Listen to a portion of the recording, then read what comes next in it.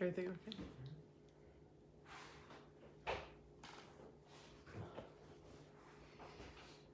Hey friends, happy Tuesday. Oh my gosh, when you don't go to school and write your name on the top of the paper, it's like hard to remember what day it is.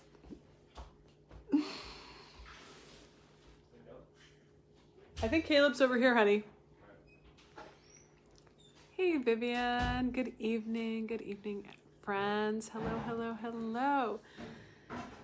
Well, I'm excited to have a moment with you and share something with you that the boys wanted me to share. So I'll just wait for a second while more of you jump on. And welcome to our messy place. We just arrived back from my 3 months away for healing treatments and in Ohio. And then we adventured a little bit. Hey, C, how you doing, sweetheart? And sorry, Rock's just gonna go get water at Whole Foods, and so he's grabbing all the big water jugs, and you're gonna hear a lot of liquids going on in the background. And then everyone will have to go peeps, right? Hi, Diana, good to see you. How's your family doing? Give Ken a big hug from us. Hi, Abby. Thanks for welcoming me home, Vivian. Yeah, it's good to be home. It's good and weird to be home, you know. We stopped at Costco right before we got home, and it was like, holy crow, not only did we have all the stuff from 3 months of traveling for me, but also all of those groceries. We bought like a month's worth of groceries, I'm pretty sure. So we still haven't unearthed the whole upstairs in the kitchen and all of that. I'm on a Facebook Live, sweetie. Oh, nice. Yeah. Hi, Janine. Hi, Amanda. Hello, Renee. Yeah, so we're still unearthing things. And then I got delivered the Women's World magazine yesterday and got to see how significant the feature was. And I'm so grateful. I did not expect that. And so we're trying to finish up our website and just do all those things that are, you know, kind of the business stuff. All right, so I wanted to share with you something. And I just had a big, long, walk and talk and meaningful conversation with both of the boys. My eyebrows look great. Oh my gosh, you're so dear. Thanks, C. I feel like such a hot mess. I'm like lots of roots and yeah, thank you. So the noises will settle down. Just deal with it right now. But I just had a long talk and walk with the boys. We were walking through Seal Beach, which just feels very different because of the lockdowns. But I shared with them some things, you know, about my time away and a vision that I had when I was in Ohio. And then I shared with them a couple of stories, follow-up, I don't want to say ancillary, but extra stories that supported the vision that I had. And we just had, these boys are so thoughtful, and I'm so grateful to be able to have thoughtful conversations with teenagers and to be able to hear their wisdom. You know, I've always listened for my boys' wisdoms. When they were little, I never felt like, because I'm the older one, I'm the smarter one. It's like, no, I listened for what was the wisdom inside of them, and I really worked to honor that, because I felt like they came into the world knowing things, and I came into the world knowing things, and we just shared our knowings and we worked together in that. So the conversation tonight was like that, and so I when we were done with our conversation, there was such a meaningful pause. I said, you know, I feel like I should share this with our community, and Seth was like, do it. So this is what I want to share with you. So let me just pause and say hi. Hi, Heather. You're such a part of our family with being part of the boys' lives. Hi, Pat. Good to see you. Diana, thank you for those kind words. You're so sweet. Thank you. I feel loved, and I think feeling loved feels beautiful. So thank you for seeing that through whatever you're seeing. Hey, Debbie. So when I was away in Ohio, I took the boys cross country first for a big adventure because, 2020 had a lot of significant like feelings of tightness and there was a lot of fear in society and a lot of anxiety in society and a lot of concern in society. And I was like, I wanted the boys to know their freedom that lives inside of them and to express their inside freedom outside of them. And so we went on a big cross-country trip.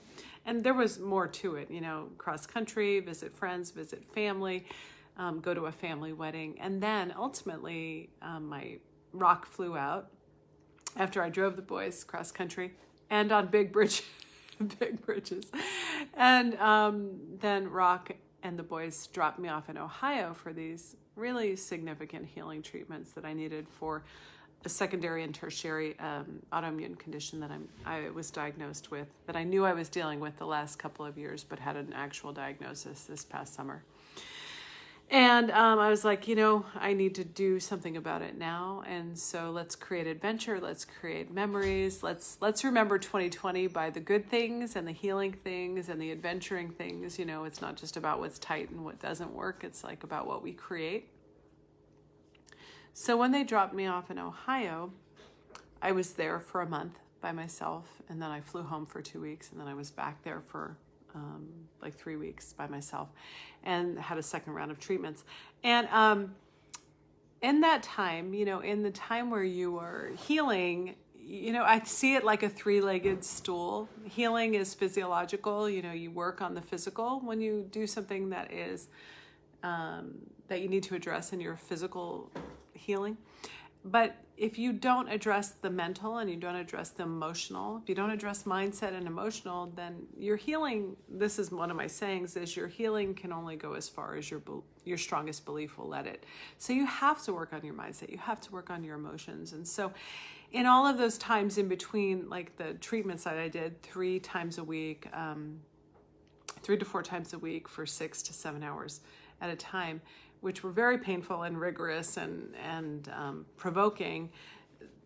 In between, I had to I ate clean foods and I examined my mindset and my beliefs. And so what happens is I get into this very, I don't know how to say it, but I'll just say clear space. I got into this, I get into a clear space, even though I'm doing my business and I'm coaching my clients and I'm doing my writings for my newsletters and I'm doing all those things to maintain life as I co-provide for my family and serve my community, and do my work that I feel really passionate about. The thing is that I'm also alone and introspective, and I have to do that emotional and mindset work because that's just part and parcel with physical healing. You have to, or you will limit your physical healing. So in one of the times that I was sitting there in my stillness practice and in my introspective practice, I had a vision. And the vision was of a young adult sitting in a prison cell on a phone. And the door was open at first of the prison cell. And then what happened is, as they were sitting there and playing or watching or whatever they were doing on the phone, the cell door was locked. And the young adult didn't notice it at all. And then what happened was the phone ran out of charge. And then suddenly the person woke up and was like, whoa. And they looked around and it was dank. It was dark. There was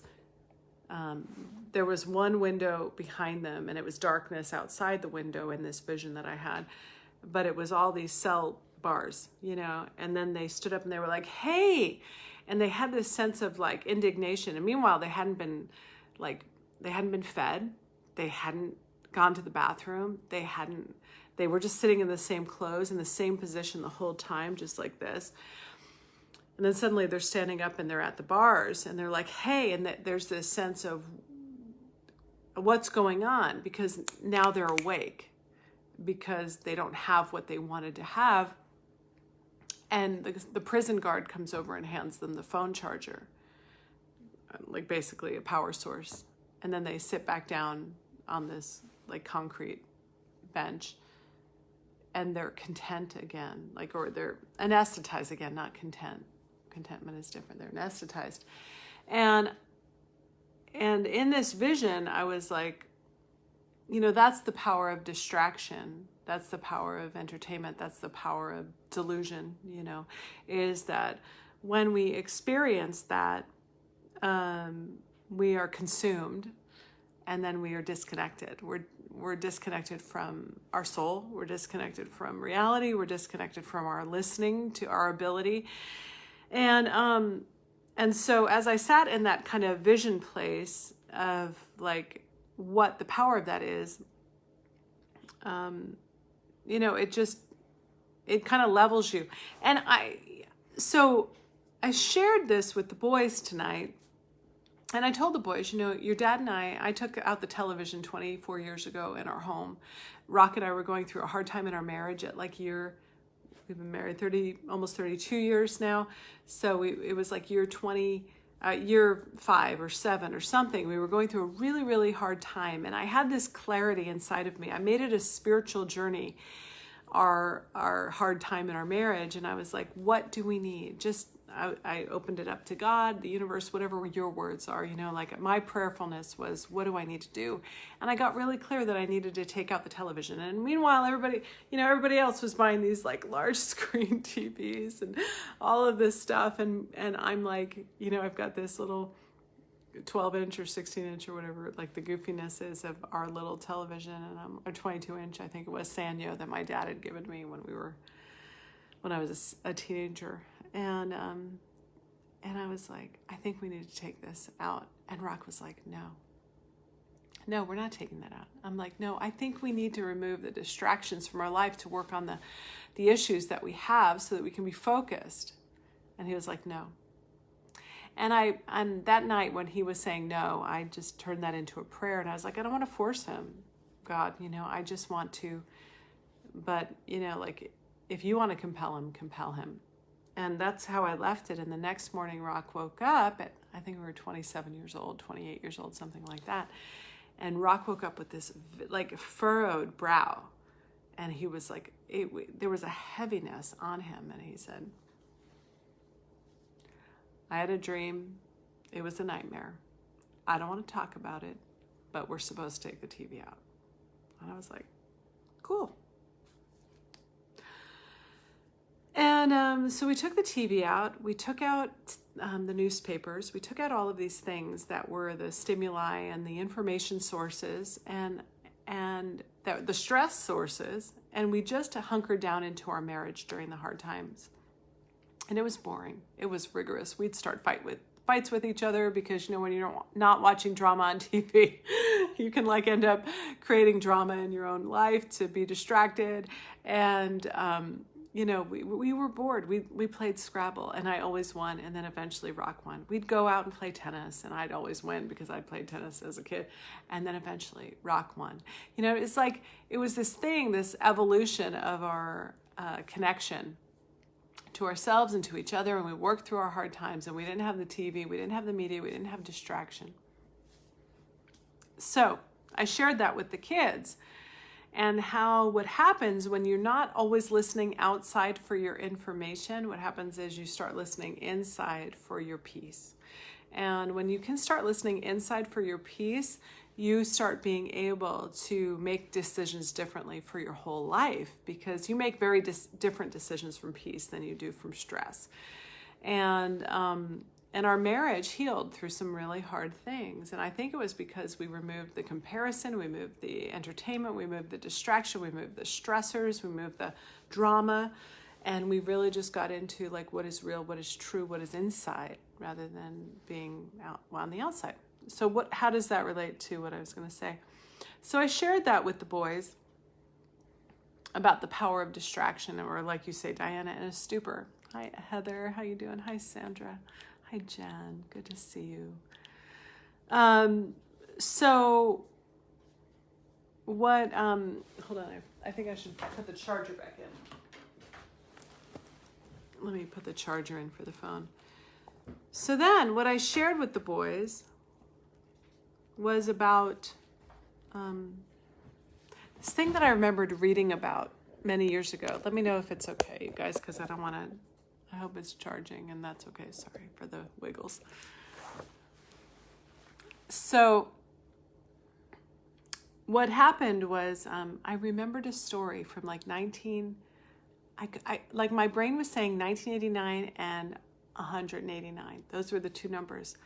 I said to the boys,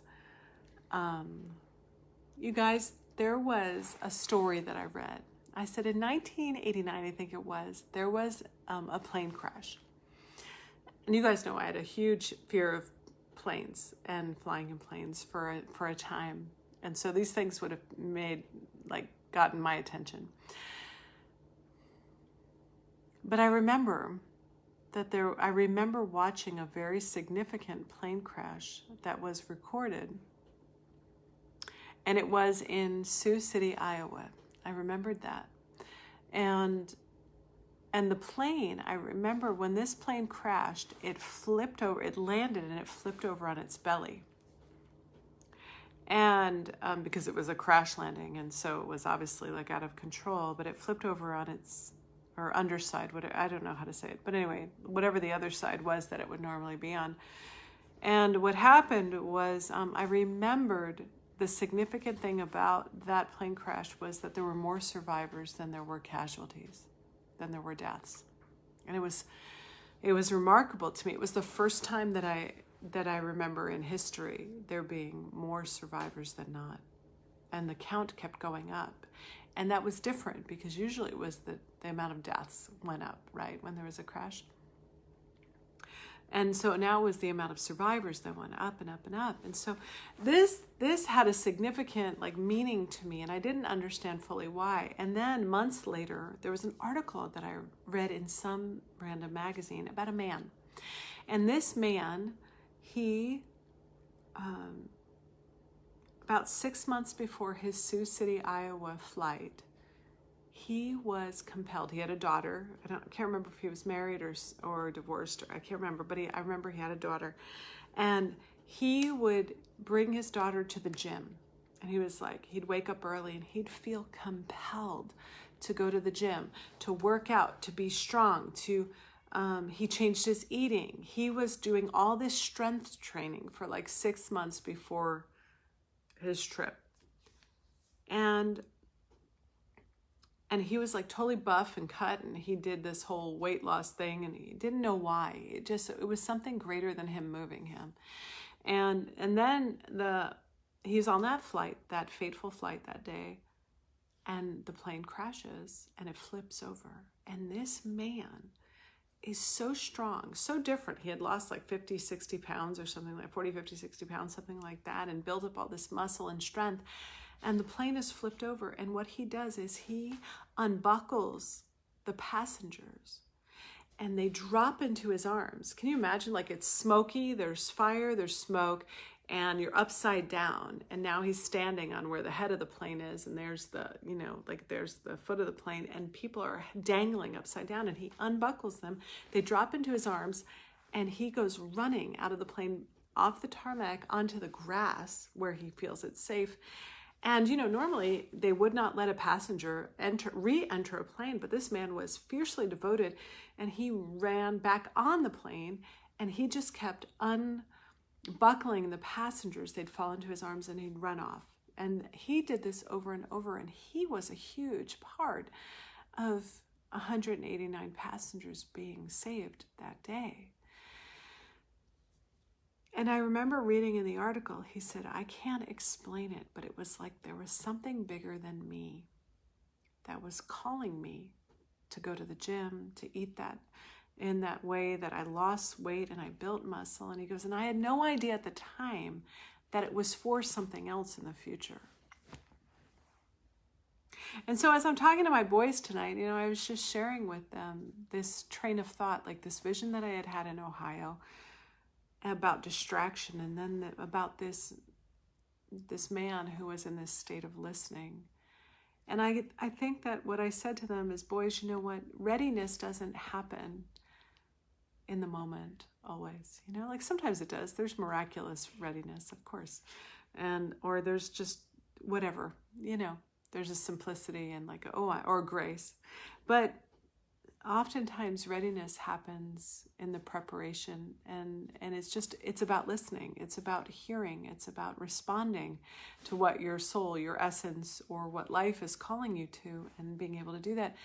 But in order to be in a listening place, you have to be willing to be in a non-distracted place. And right now in our culture, it's very easy to be consumed. It's very easy to be distracted. It's very easy to be drawn in by and enticed by the fear messages or the pay attention messages or the, you need to know this right now. And like there's this butt clenching sort of, intensity to our lives. And what happens is if we're willing to be distracted, then we miss out on the listening, and the listening is part of our readiness. And I'm not saying that from a fear place, like, oh my gosh, if you don't listen, you're not ready. I'm not saying that. I'm just expressing what is real, is that when we are not distracted, we do have an easier time listening in to what is being messaged to us, either internally or externally. And then we can act upon that accordingly. And then not only does that give us more presence to the present moment, but then it perhaps does ready us for whatever the future is calling us to. So without any fear, without any kind of religiosity, because I don't feel that at all inside of me, but there is just there's just a reality to that when we have practices and healthy food, spiritual practices and healthy foods, and we're not consumed with what the next drama is outside of us, and we're not like distracted by all of the entertainment or the fast food kind of thinking, living, and being, then what happens is we can actually be present to what is calling to us in this moment, and perhaps that moment is also preparing us for a future moment. So anyway, that's what I wanted to share with you guys, and I think it's valuable, and I hope it's of value to you. So what does that call me to? I guess that's the question because I have to not call anyone else to it first. Like I have to call myself to it first. That calls me to healthy eating and taking my wonderful Bioluminescence shake every day, and that calls me to my more like healing, wholesome foods that have a higher vibration to them than the processed foods do, and keeping my life in order, keeping things simple, not living like I'm being chased by a bear, not living according to stress or fear or rejection or unworthiness, but living according to peace and enoughness. And then when you're in that state of homeostasis, and you're in rest and digest and not fight or flight, you get to just listen differently. You don't have that frenetic look in your eyes, which I have had at times in my journey. So there you go. I just wanted to share that with you because I don't know what is going on in the world fully. I don't know what 2021 is going to bring, just in the same way I didn't know what 2020 was going to bring. But I don't think we need to know everything. I think that we just have to perhaps not be as distracted and be present to where we are and who we are. And then in that, there is its own readiness for whatever the future might bring. And I don't want us to be imprisoned by whoever else has an agenda, if that even exists. Like, I don't want us to be imprisoned. I just want us, and I don't want us to be willing to be distracted by entertainment or whatever it is, numbness, whatever's going to anesthetize us. It's probably a higher thought and higher choice to recognize what would tempt us to be distracted. The media that breeds fear, or the people who want to engage us in drama, or the things that are titillating and exciting, or the things that make us feel important. Maybe instead of all of that, we can just notice that we're drawn to that, and that it tempts us to engage, and then we can set our phone down. Sometimes I hand my phone to my husband and go, could you just keep this for a minute? Because I feel like I keep picking it up every 12 seconds. You know, I think if we just notice it, it's like half the healing right there. And then when you wake up and you have your inner list on the inside rather than some list on the outside, if you know, hey, this is what I'm here to do and be, and this is what is meaningful to me. If you wake up and you live that out and you don't just jump on your phone or jump on your computer or jump into your distractions or your phone calls, then you have a higher likelihood of responding to the thing that feels true inside of you and meaningful inside of you. And then you're less likely to be led by the media and the Facebook and the social media. And I love it all. You know, I love being with you guys. But we're less likely to be led by that and more led by what is calling us inside. So there you go. Thanks for listening. I love you guys, and I just want our best for all of us. And, you know, you're very high vibrational beings. We're very high vibrational beings, but we don't always, but sometimes we settle for lower vibrations. And so maybe this is a time to not settle and to be aware that we are willing to sometimes and maybe make a different choice. So I'm here to support us. And thanks for all the love. Oh my gosh, look at you. You're so sweet. Thanks for that. All right, guys, I love you. Hi, Amber. Hi, Lisa. I hope you're having fun in Florida. Are you back? Hi, Sandra. Good to see you guys. All right. I don't know what else is going on. Hi, Caroline. Good to see you. Diana, I don't know who Simon Birch is. Sorry. I don't know if that's a movie or something. Oh, thank you for the love. All right, guys. Love you so. Take care. Let me know what you think about this.